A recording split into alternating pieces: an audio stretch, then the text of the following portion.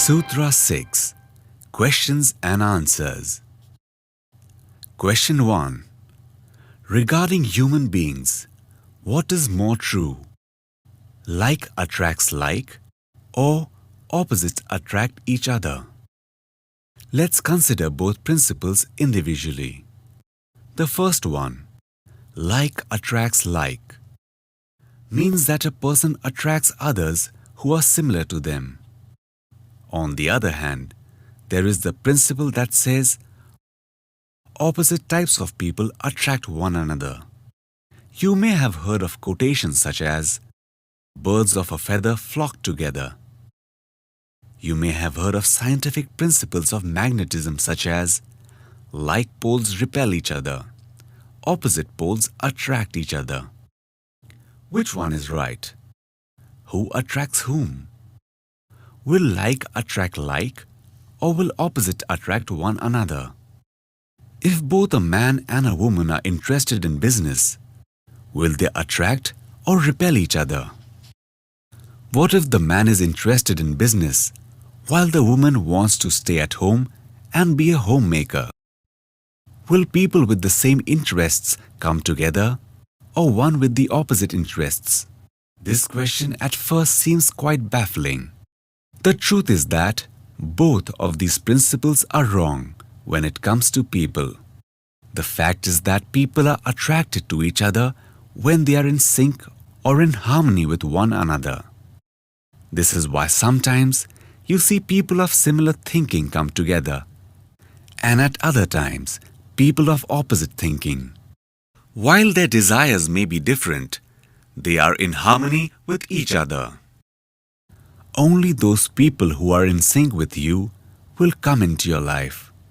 And while their thoughts may not be similar to yours, you will get along well with them. However, it is not as simple as there being one type of person who will remain in your life while others will not. All types of people make up your family and relatives. So how do you establish harmony between you and them? This is what you have yet to learn. Thought rules can teach you to establish harmony in your relations and to improve your relationships. Question 2. Can I help other people with my thoughts? If I pray for them, will it help them? When you pray for someone, your thoughts impact that person to the extent that he or she is receptive to it. When you are trying to heal someone, the thoughts of the person being healed are the most important. But you should at least stop saying negative things about other people, lest you influence them. This is where the power of words come in.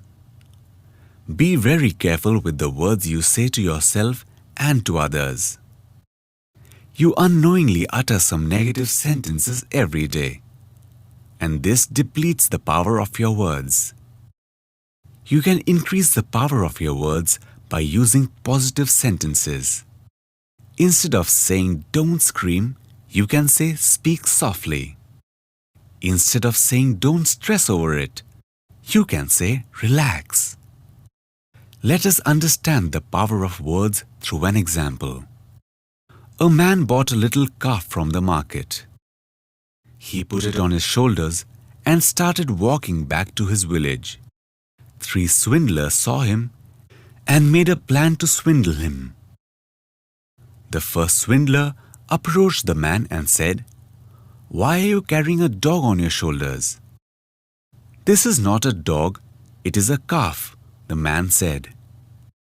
"Since when have you started calling a dog a calf?" said the swindler, and walked away chuckling. The man shook his head and proceeded ahead.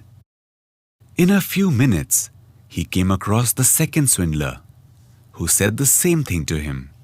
And this time, a doubt arose in the man's mind, and he put the calf down.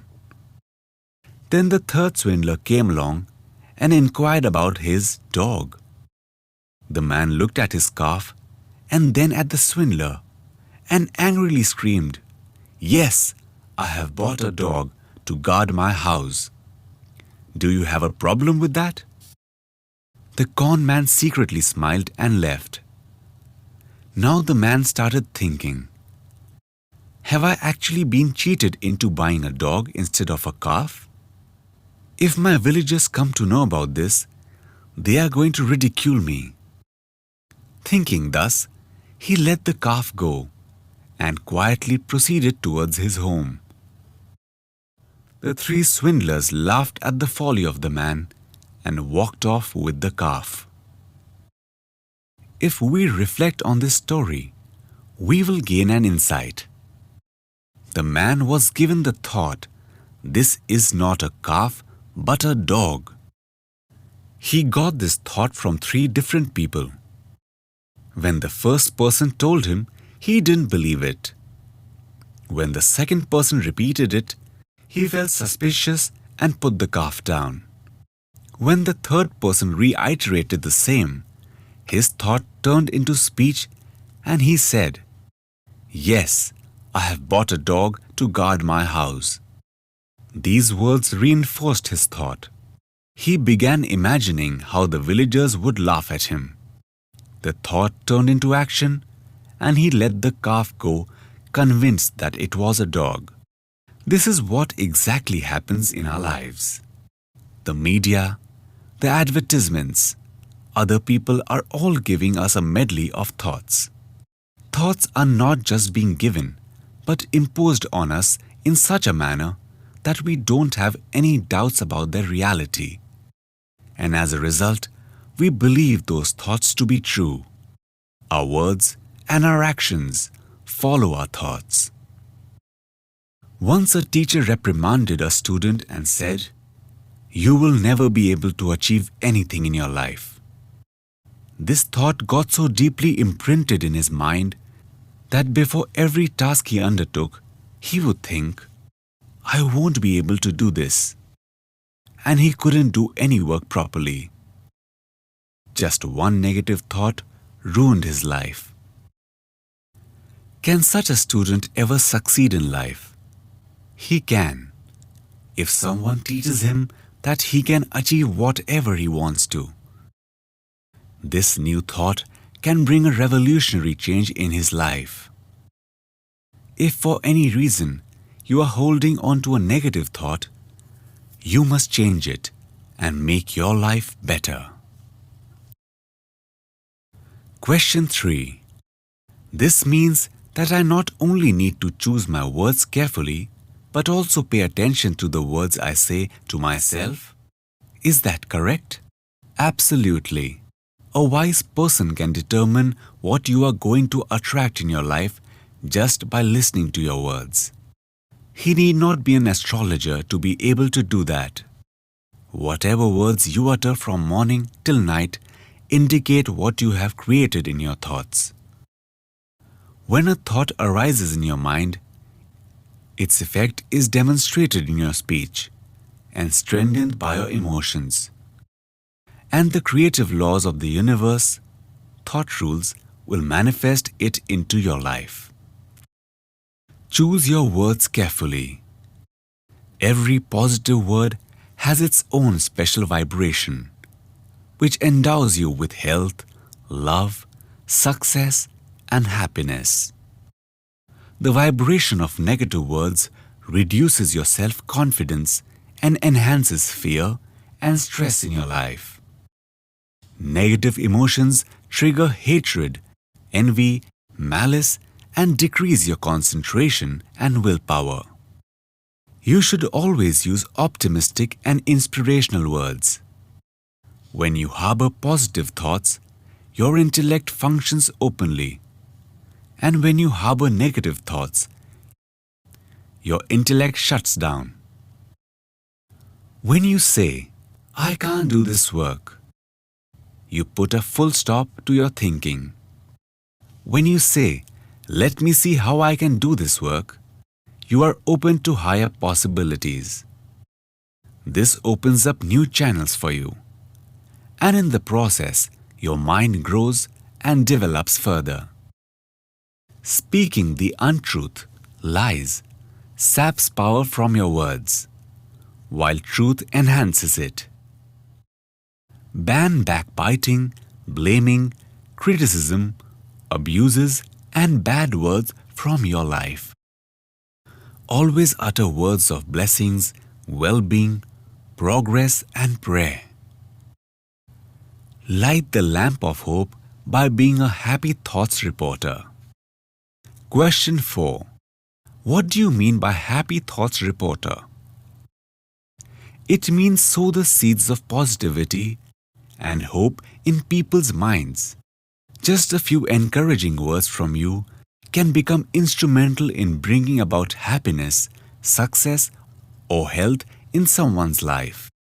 If your positive words can inspire someone to start thinking in a new manner, then those words are equivalent to a mantra or the sacred flame of a lamp. Even if it is a small lamp of hope, you should light it whenever you get the opportunity. And you get many opportunities throughout the day. But you lose them by not being aware of them. You interact with so many people during the course of a day. Whenever you meet someone at home, in the neighborhood, in the office, at school or college, on the street, what do they start talking about? They may start gossiping, blaming, or complaining. If you are not aware, you too will join in, since you recall something similar happening to you. When someone narrates their troubles, you start remembering your troubles. Oh yes, this has happened with me too. You may have forgotten all about it, but it all comes back when the other person brings it up. In this way, you blow off the candle of hope with your negative talk. Instead of not participating in the negative talk, when you are with people, focus on saying something positive. It may be a few optimistic words, but your little effort is equal to lighting a candle. Suppose if people in your office got together during a coffee break and started complaining and criticizing. You could say, "I agree, this is what's happening in our office, and it shouldn't. But let's think what we can do to improve the situation." You lit a candle. If someone says, "I have this health problem, my spouse is so demanding, my son doesn't listen to me," you can say, "So, this is the situation. Now let us think on what we can do about it." A student complains, "Exams are fast approaching and my teacher simply has no aptitude for teaching." You can reply, "That's true, but let's see what we can do about it." Even if no one supports you in your endeavor, there is nothing to lose and you will have at least sown a positive seed. If you continue with this endeavor, a time will come when people will start giving you the right response. In this manner, learn to light the candle of hope by giving a new thought to people. Henceforth, whenever someone tells you that an economic recession is on the rise, explain to them that this very thought is contributing to the global recession, that thinking about global abundance can change it. That is all there is to it. Such positive thinking can usher in a revolution. If you wish it, then one thought can reach the entire world in just a day. The beginning can be made by you.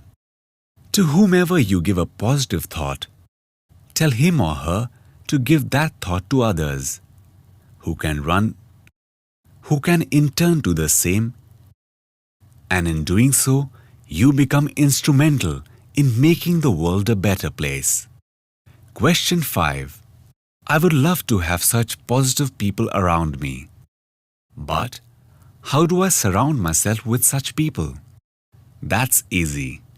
Start thinking happy thoughts.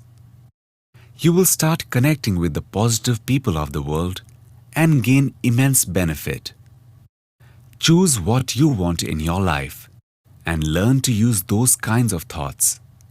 Those who do not realize the importance of thoughts may even invite disaster with their wrong thoughts. If you tell them they are attracting negative incidents into their life with their thoughts, they may not believe you. In reality, negative thinkers carry around their suffering and illness with them. Negative thinking experts are so negative that they create their reality into a kind of personal hell. You will recognize them because they only see the negative side of whatever anyone tells them. They don't just see faults, they see them with a magnifying glass. Avoid such negative thinking experts. On the other hand, positive thinking experts carry around their joy and good health with them, and their reality is the closest thing to heaven on earth. You too can become one. The fact is that you can attract anything, good or bad, through the power of your thoughts. So, what do you want?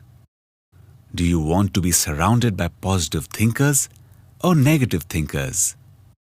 Naturally, you would want your family, friends, relatives, colleagues, and everyone else around you to be positive thinkers.